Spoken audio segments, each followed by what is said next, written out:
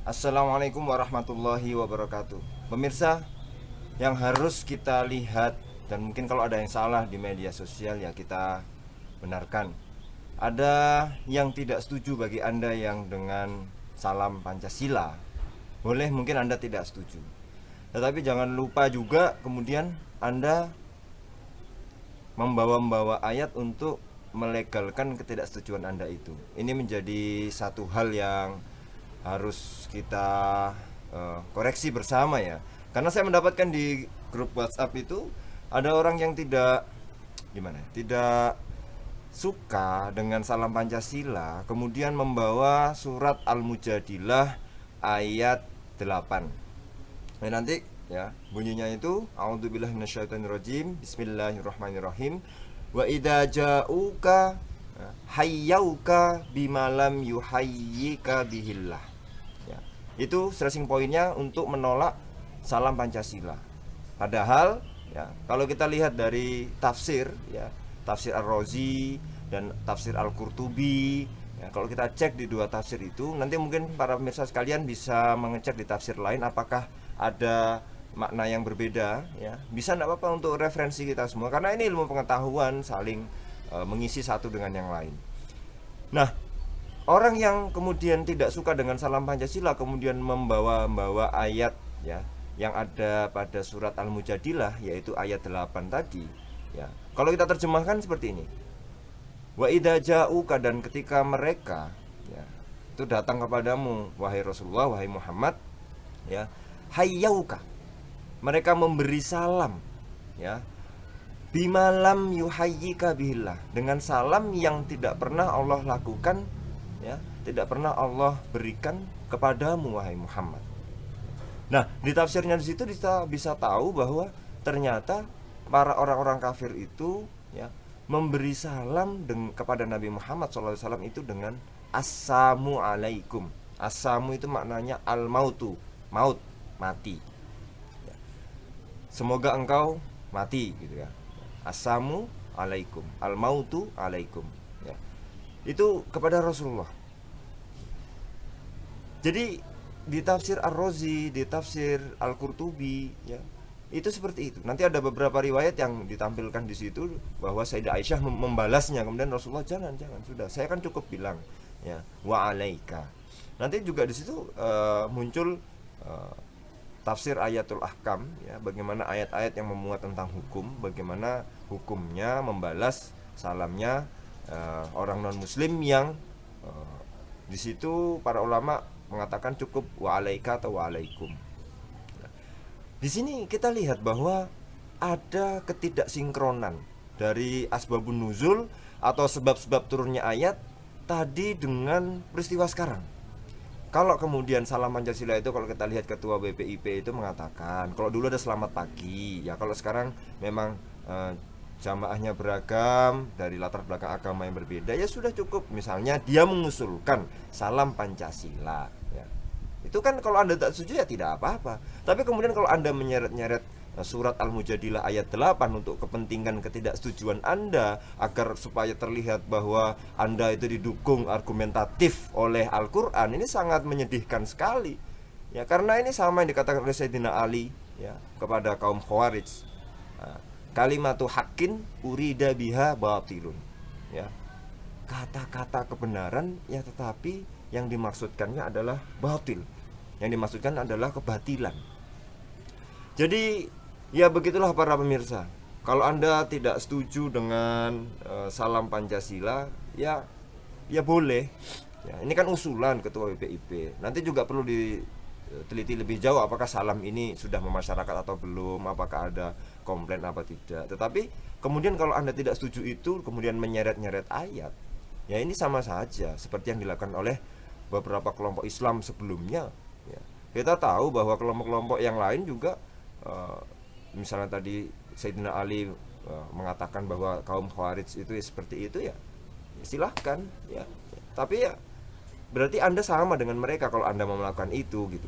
Jadi yang penting, yang paling utama adalah taruhlah ayat dan surat itu pada porsinya. Kalau itu memang tidak untuk itu jangan dibawa. Karena ini apa, kalau dalam ilmu logika itu kita sebut apa ya, al-qiyasu ma'al fariki batilun. Menganalogikan ya sesuatu hal dengan yang berbeda itu batil. Nah, qiyas ma'al farik di dalam ayat itu diturunkan ketika orang-orang kafir ya mengucapkan salam ya sebagai ejaan istihza kepada Rasul. Kalau Rasul kan assalamualaikum, itu disingkat, lamnya dihilangin, assalamualaikum. Aslinya nggak pengen memberikan salam tapi ingin mengejek ya, ingin mengejek kepada Rasulullah SAW. Tapi ya lamnya dihilangin jadinya assalamualaikum. Assamu maknanya dalam tafsir Ar-Razi, dalam tafsir Al-Qurtubi itu adalah al-mautu. Assalamualaikum ya, maut atasmu wahai Rasulullah. Maka Rasulullah menjawab wa alaika atau wa alaikum. Sudah selesai ya.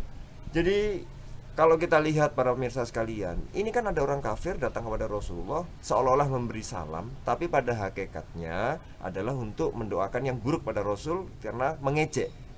Istilahnya itu meminjam salamnya orang Islam tapi dimodifikasi dengan arti supaya itu adalah doa atau mengejek Rasulullah.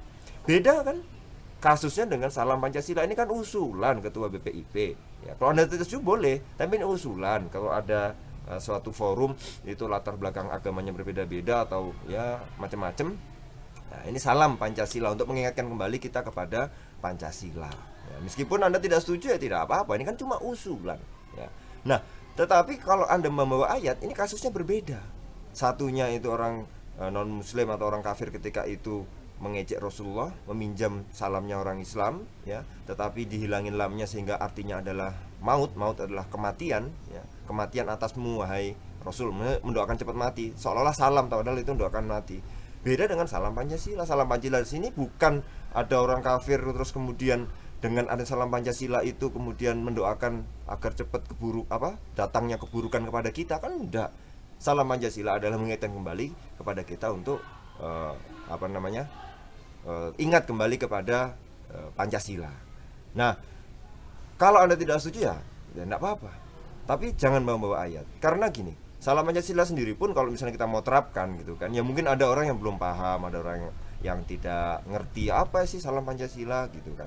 Apakah ini sudah cukup beredar di masyarakat? Nah, ini juga penilaian tersendiri kalau ada yang ngomong salam Pancasila itu mau misalnya dijadikan budaya masyarakat, ya itu kan nanti akan ada dialog gitu lah, akan ada dialog misalnya apakah ini cocok atau tidak karena berdasarkan historis atau tidak. Nah seperti itu. Tapi ya yang saya khawatirkan ketika sedikit-sedikit bawa-bawa ayat, sedikit-sedikit kemudian menarik-narik ayat untuk kepentingan tertentu. Karena saya mendapatkan di grup WhatsApp dan orang yang menyebarkannya punya latar belakang agama, tapi kenapa kok dengan mudahnya menyebarkan itu, seolah-olah kalau ngomong salam Pancasila, kalau kita setuju dengan salam Pancasila itu seolah-olah kemudian seperti ingin yang tertulis di ayat itu bahwa ada orang datang kepada Rasulullah kemudian memberikan salam yang tidak diajarkan oleh atau tidak dilakukan oleh Allah kepada Rasulnya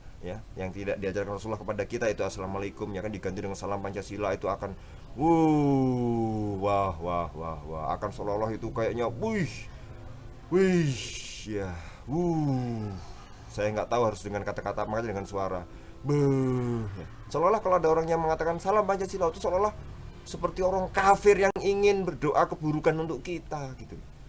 Ya kan enggak ya. Ini berbeda gitu loh, kasusnya berbeda. Makanya saya bilang tadi al-qiyasu ma'al farik batil, analogi dengan sesuatu hal yang berbeda itu batal. Maka mari kita bijak lah dalam menggunakan media sosial, tidak menggunakan ayat-ayat yang notabene memang bukan untuk pada tempatnya gitu loh. Sehingga para ulama dari ayat itu ya kemudian menelurkan hukum bagaimana hukumnya menjawab salam orang non muslim. Ada yang mengatakan salamnya cukup dijawab dengan wa alaika atau wa alaikum. Nah ini kan bijak. Tapi sebenarnya tidak ada kaitannya dengan salam Pancasila, tidak ada. Inilah kalau kita ini di era medsos tidak kritis, maka yang terjadi adalah kesalahan-kesalahan yang mungkin selalu berulang. ya, kesalahan-kesalahan yang selalu berulang, maka harus ada titik kritis seperti ini. Ketika saya ngomong begini bukan berarti kemudian sok-sokan bagaimana, tidak.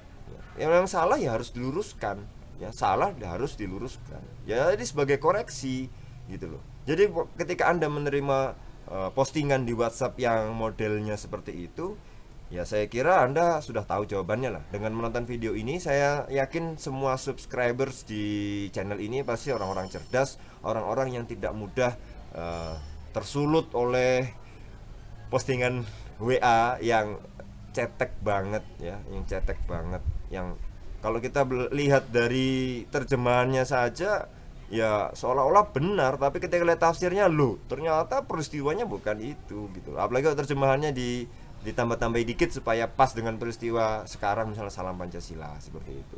Ya ini pendewasaan kita dalam beragama lah. Pendewasaan kita dalam beragama, bagaimana beragama itu asik, enjoy, dan ya sesuai dengan apa yang dibawa oleh Rasulullah SAW ya. Tapi kalau mungkin ada pendapat lain dari tafsir lain, silakan tulis di kolom komentar. Saya akan tunggu banget ya. Kita bisa saling memberi, mencerahkan dari apa yang ada, keilmuan ya, terutama nanti bidang tafsir, tema tafsir. Terima kasih. Kita ketemu lagi di video berikutnya. Assalamualaikum warahmatullahi wabarakatuh.